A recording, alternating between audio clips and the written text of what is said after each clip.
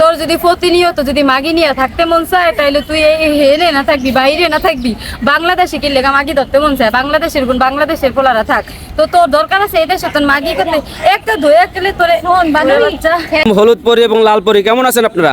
আলহামদুলিল্লাহ অনেক ভালো আছি, ওর কথা নিয়েন না। হ্যাঁ, ওয়ালাইকুম সালাম, অনেক ভালো আছি আমরা দুজনে ভালো আছেন। তো আমরা সোশ্যাল মিডিয়া একটা ভিডিও দেখেছি, তামান্না আপু আপনি মেডিকেলে বসে কান্নাকাটি করছিলেন, আসলে ঘটনা কি ছিল? ওটা মোটা একটা গোলামের লেগে, গোলামটা গেছে ভালো হয়েছে, চর্বি লইয়া গেছে ভালো হয়েছে না রে, চর্বিটি আমার কাছে থুয়া গেলে কি হইতো? গোলাম মানে কি এটা বুঝতেছি না।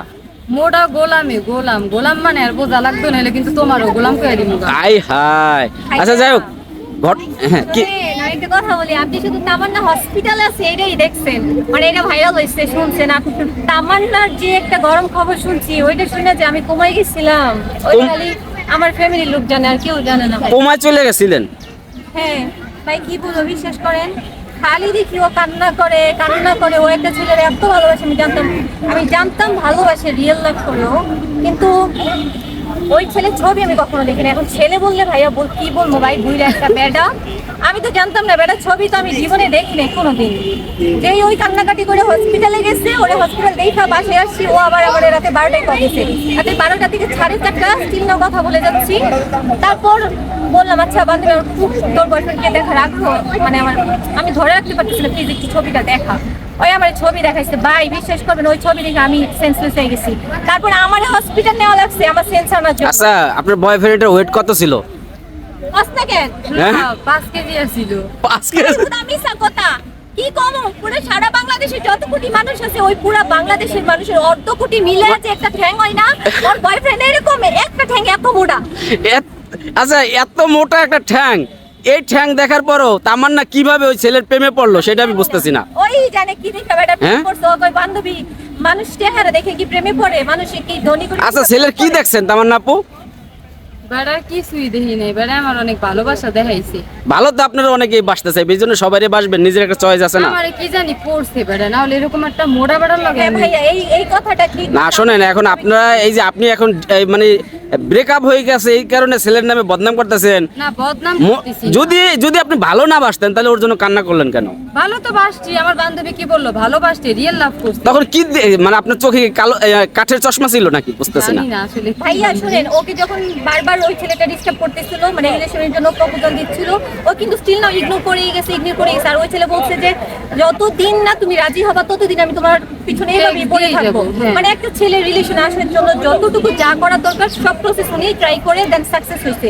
তো তাদের সম্পর্ক চলতেছিল, তারপর হুট করে যা তাদের সম্পর্কটা ব্রেকআপ হয়। সে যেন ওই লুকটার হচ্ছে ঘরে বউ আছে বাচ্চা আছে, ঠিক আছে, ওই লুকটার চেহারা যাই হোক না কেন, যেহেতু ভালোবাসা কখনো সৌন্দর্য দেখে হয় না, ধনী গরিব দেখে হয় না, ধর্ম দেখে হয় না, সেক্ষেত্রে ও তো ভালোবাসছে। এখন ও যখন জানতে পারছে বউ বাচ্চা আছে, এরপর তার ওই সম্পর্ক টিকানো কোনোভাবেই পসিবল না। তারপর তাদের সম্পর্কটা এইভাবেই শেষ। এখন তামান্না আপু, আপনি যেই মোটা বেটার প্রেমে পড়ছিলেন সে তো চলেই গেল, আপনার যেই রূপ সৌন্দর্য আছে এখনো বাংলাদেশের অনেক ছেলেরা আপনার ক্রাশ হিসাবে দেখে, তো সেই ক্রাশদের উদ্দেশ্যে কি বলবেন?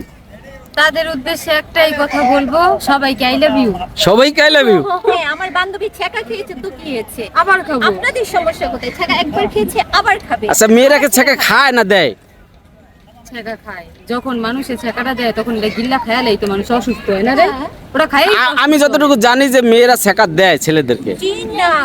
ছেলেরাও দেয়, এখনকার ছেলেরা ডিজিটাল হয়েছে, ছেঁকা দেয়। তাই এখনকার ছেলেরা ডিজিটাল হয়ে মেয়েদেরকে কি জানি দেয়, ছেঁকা দেয়। যাই হোক, এখন আপনার লাইফ সুন্দরভাবে কাটতেছে তো, এখন কেমন ছেলে হলে আপনার মানে বিয়ে শাদী করার ইচ্ছা আছে? না আমি আর কোনো ছেলেদের প্রেমে পড়তে চাই না আপাতত। এই যে আমার আছে বয়ফ্রেন্ড, এই যে। না আমার বান্ধবীরা আবার আমি প্রেম করাই দিব, সমস্যা নাই। এই প্রেম করো না। শোনেন, শাস্ত্রে একটা কথা বলে যে বিবাহিত পুরুষের মায়ায় পড়ো না। এখন যদি বিবাহিত পুরুষের মায়ায় পড়েন, দিন শেষে যতই ঘোরেন, যতই বাইকের পিছনে ঘোরেন, যতই ফুচকা খান, দিন শেষে কিন্তু সে তার স্ত্রীর কাছে যাবে। কাছেই যাবে। হ্যাঁ, তাইলে বিবাহিত পুরুষ দেখবেন নাকি অবিবাহিত তাইলে পুরুষ? তখন ওই বিবাহিত পুরুষের মনে ছিল না যে ঘরে আমার একটা মা আছে, মানে আমি যদি আর একটা খালা জোগাড় করি, সেই খালারও কয়দিন পর সাইডা দিলে বেটি কানবো। আমি একটা কথা বলবো ভাইয়া, এই বুড়া বেড়ারে তো খাজানি কি লেগা গোলাম গোলাম তোরে বইরা দিমু গোলাম। বান্ধবী শোন তোর একটা কথা কই ভাইয়া, শুনেন ভিডিওর মাধ্যমে একটা কথা বলি, যেই ছেলেরা ঘরে বউ রেখে অন্য মেয়েকে চুজ করে, সেটা টাইম পাসের জন্য হোক আর যা কিছুর জন্যই হোক না কেন, তারা ঘরে বউ রাখার পরে যেহেতু বাইরে আসে, ওইটা তার হচ্ছে মা, বান্ধবী আমার স্যার, তারপরে একটা আরেকটা মাইর খালা দিই। জুটাইতে চায়, ওগুলো ভালো মানুষের সন্তান হতে আর পারে না। কইছি মাইরাই শোনেন, এখন একটা বিবাহিত পুরুষ কি আপনাদের প্রেমে পড়তে পারে না? তাদেরকে মন নাই? নাই হ্যাঁ? বউ আছে না, বিবাহিত পুরুষেরা তো চুলকানি হলে 500 টাকা দিয়ে হোটেলে যায় পানিটা হালায়া করবো, কি হ্যাঁ। লেগা দরকার আছে কোনো? কোনো দরকার নাই। ভালো ভালো মাইয়ার এরকম লাইফ নষ্ট করার, কান্না করার হ্যাঁ, দরকার আছে? মারতে যাবি মার, মানে তোরে আমি যা। পাইলে একের ডিম একটা লাভ কি করো মারবি না। তোরে পাইলে আমি গোলামের পুত নদীর ফলা, তোর মন চাইছে তুই মাটির মধ্যে না ওইটা দিয়ে বইয়া থাকবি, নে, তুই বান্ধবী। দেয়ালের ছিদ্র দিয়ে না বইয়া থাকবি। মার বেটাকে মার। ভিডিওর মাধ্যমে যাই হোক ভাই, হয়েছে অনেক কথা হলো, থাক আর মায়ের না। যেই মোটা বেটা এখন চিকন চাকন, দরকার হলে খাটো দেখে একটা প্রেম করবেন, তবুও মোটা দেখে করেন না। এই গোলামের পুতের এত লজ্জা নাই, কিচ্ছু নাই, বাইঞ্চ তোর যদি প্রতিনিয়ত, যে অবশ্যই তোর যদি প্রতিনিয়ত এটা খাইলে দরকার হইলে মানে বিয়েতে বেটার পিছনে যায় সেটা না খাইয়া, আমি বলবো অবিবাহিতর কাছে সেটা বেড়া গো রুচি নাই কেমনে? এক বেটির 2টা সন্তান হইছে, তার মানে কতবার দেওয়ার পরে 2টা সন্তান হইছে, তারপরে যদি গোলাম তোর মন না বড় গোলামের পুতের ছাড়া মানে তুই চুপ কর। ছাড় আমার